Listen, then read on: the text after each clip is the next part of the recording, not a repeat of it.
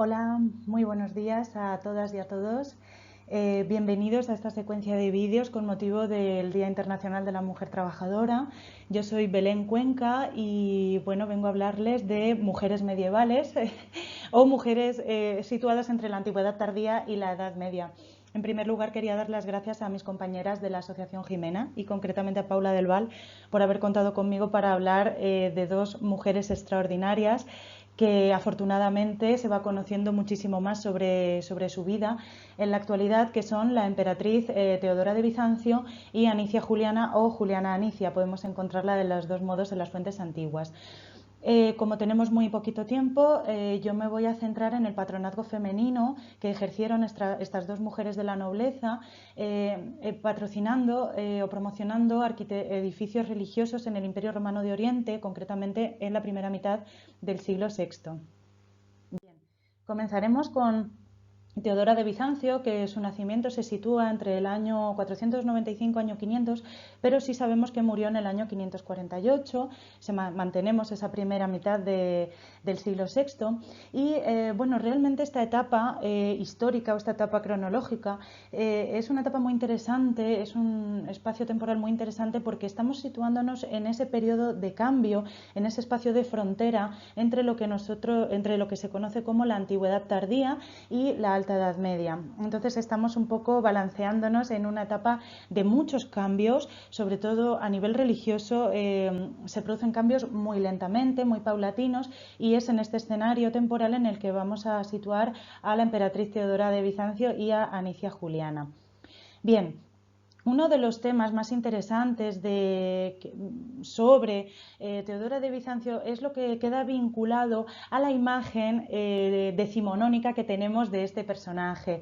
La realidad es que no tenemos demasiadas fuentes que nos hablen de Teodora de Bizancio, tenemos algunas, pero las que tenemos, o las más famosas, como veremos, suelen hablarnos de ella de una forma un poco despectiva. Esta imagen que se ha generado alrededor de la emperatriz Teodora de Bizancio, pues es la que realmente se conoció a finales del siglo XIX, principios del siglo XX, por ejemplo, en el cine, como pueden ver en la imagen de la derecha, ¿no?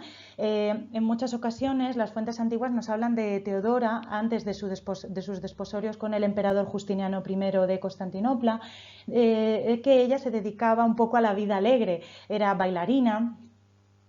Que esto, bueno, pues se vincula con la prostitución en aquel momento. Y bueno, pues realmente, como digo, la imagen que tenemos de la emperatriz Teodora pues es de una mujer muy libre, una mujer voluptuosa, que se dedica a la danza, ¿no? Y que parece ser que cuando ya se casa con el emperador pues se relaja un poco. Vamos a ver cómo es esta imagen que nos ha llegado. Es así, ¿no? Fíjense que incluso el autor Procopio de Cesarea, en su Historia Secreta, escrita en lengua griega, en el siglo VI, pues nos habla de Teodora del prostíbulo. Teodora, pues parece ser que procedía de una familia bastante humilde. Su padre se dedicaba a la limpieza y mantenimiento del gran hipódromo de Constantinopla. Y bueno, pues esta es la imagen que se ha tomado de Teodora pues para hablar un poco de su vida, contarnos su vida, por ejemplo, en el cine, como hemos visto. Vemos ahí una imagen de la emperatriz Teodora bailando con la melena al viento, muy voluptuosa, algo con unos ropajes muy finos que dejan ver sus formas, lo cual nos está sugiriendo ya con esta imagen que Teodora no tiene esa imagen recatada hasta que no se casa con el emperador. Lo mismo sucede en la pintura que tienen a la derecha, ¿no? Aparece Teodora en una imagen como pelirroja. Esto es curiosísimo, ¿no? Ya saben ustedes las connotaciones que tiene el pelirrojo. Vinculadas un poco a la brujería o a mujeres poco bueno, que consideradas quizá de vida, como digo, más alegre, ¿no? No sabría qué término utilizar exactamente, para ello. Pero bueno, sí que es cierto pues que va siempre vestida con ropajes muy finos que dejan ver sus formas femeninas, ¿no? Y esto pues quizá no se correspondería con lo que se espera de la mujer o de la emperatriz del Imperio Romano de Oriente. Sin embargo, ¿hasta qué punto esta imagen de Teodora es real? Porque realmente son Juan de Éfeso y Procopo de Cesarea quienes nos hablan de la Teodora, del prostíbulo, pero ya está. Sin embargo, esta es la imagen que ha calado de Teodora en la historia, ¿no? Fíjense, incluso tenemos representaciones de Teodora como lo que yo llamo la femme fatal, ¿no? Una mujer con carácter, eso sí, desde luego, como pueden ver en la pintura también del siglo XIX a la izquierda, esta imagen a mí me parece muy bonita, desde luego muy orientalista, muy vinculada a la imagen fantástica de la Edad Media que se tenía del siglo XIX, pero sí tiene una mirada bastante dura, bastante fuerte, y la imagen de la derecha, este cómic, yo no lo conocía, a mí me encanta, pero también aparece como la femme fatal, ¿no? Enseñando esa pierna, como dando, aunque sea emperatriz, siempre dejando ver que Teodora tuvo un pasado oscuro, ¿no? Y que se dedicó al teatro, a la prostitución. Y bueno, pues sí, puede ser que fuera actriz. De hecho, el Imperio Bizantino es heredero de toda la cultura griega, de la cultura romana occidental, y desde luego el teatro era una de las aficiones más mejor consideradas, ¿no? Pero claro, las actrices o mujeres actrices, pues sabemos que en las fuentes pues se las consideraba igual que actriz prostituta. Bueno, esa relación supongo que si los autores antiguos lo manifestaban así, por algo será, o quizá porque querían desvirtuar la imagen de una mujer que fue muy poderosa y que desde luego tuvo mucho que aportar al gobierno del emperador Justiniano. Por otro lado, tenemos a Juliana Anicia, que como ven ustedes sí fue contemporánea o coetánea a la emperatriz Teodora, pero era un poquito mayor que esta emperatriz. Pocas imágenes conservamos de Anicia Juliana. Bueno, sabemos que fue una mujer de la realeza, perteneciente a la corte del emperador anterior a Justiniano I, y como vemos en este busto realizado en mármol, pues era sí que presta una imagen mucho más cercana a lo que se espera de una mujer de su época, ¿no? Muy recatada, vestida con esa vestimenta típica de este periodo, de la antigüedad tardía, de la tardorromanidad, con el recogido también típico de las mujeres patricias o de la nobleza. Bien, la historia es que a mí verdaderamente no me interesa la imagen de Teodora como prostituta, ni como actriz, ni... En fin, claro que podría haberlo sido, pero no vamos a centrar esta conferencia en eso, sino en el poder que ejercieron estas dos mujeres para defender la legitimidad de su familia. En un momento dado, ambas estuvieron enfrentadas y después hubo un periodo de conciliación entre las dos. Bien, estas dos mujeres promocionaron dos iglesias importantísimas en la capital imperial, Constantinopla, en este momento, como fueron la iglesia de Santo Sergio y Baco, que tienen ustedes en la imagen superior de la izquierda, y la iglesia de San Polieucto a la izquierda en la parte inferior de la imagen. La primera de ellas, Santo Sergio y Baco, fue promocionada por la emperatriz Teodora y la segunda por Juliana Anicia. Esto es muy interesante porque la construcción de estas dos iglesias, más o menos, San Polieucto es un poquito anterior a Santo Sergio y Baco, pero es muy interesante porque está reflejando los problemas teológicos que incumben también a las mujeres de la corte para consolidar su poder como mujeres poderosas.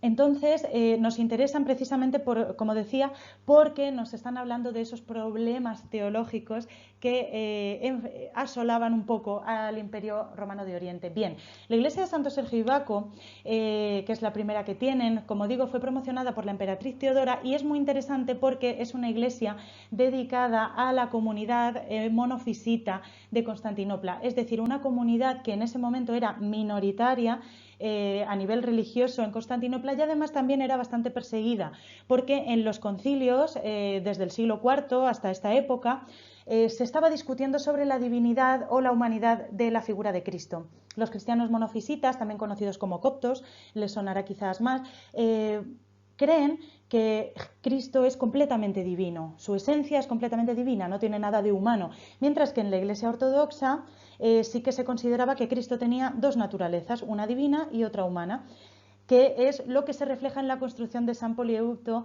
promocionada por, por Juliana Anicia. Realmente ella se sitúa con una mayoría, mientras que Teodora decide proteger a la minoría religiosa de Constantinopla con la construcción de Santo Sergio y Baco, que hoy en día es una mezquita. Bien, aquí tienen una imagen de los restos conservados de ambas iglesias. La primera imagen que tienen a su izquierda es en la actualidad el interior de la iglesia de Santo Sergio y Baco, actualmente convertida en mezquita.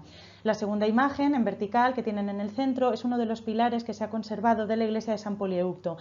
Ambas iglesias estaban realizadas con unos materiales excepcionales, eran unos mármoles de una calidad magnífica y bueno, pues vemos todas las nuevas técnicas también en estos restos conservados del siglo VI, de la utilización del trepanado, la colocación de la venera, todas las inscripciones en griego, cómo se conserva toda la cultura tardorromana en esas construcciones, ¿no? Se está construyendo un discurso de legitimidad que tiene que ver con dos comunidades religiosas diferentes, pero que lo que nos están hablando es precisamente de ese enfrentamiento y de cómo la emperatriz decide proteger a una minoría, mientras que Juliana Anicia, como su familia ya no se encuentra en el poder, prefiere situarse con una mayoría religiosa. Entonces, a mí no me gusta hablar de Teodora del Prostíbulo, sino de Teodora la Monofisita, porque me parece admirable que la emperatriz se situara del lado de los más desfavorecidos a nivel religioso en ese momento.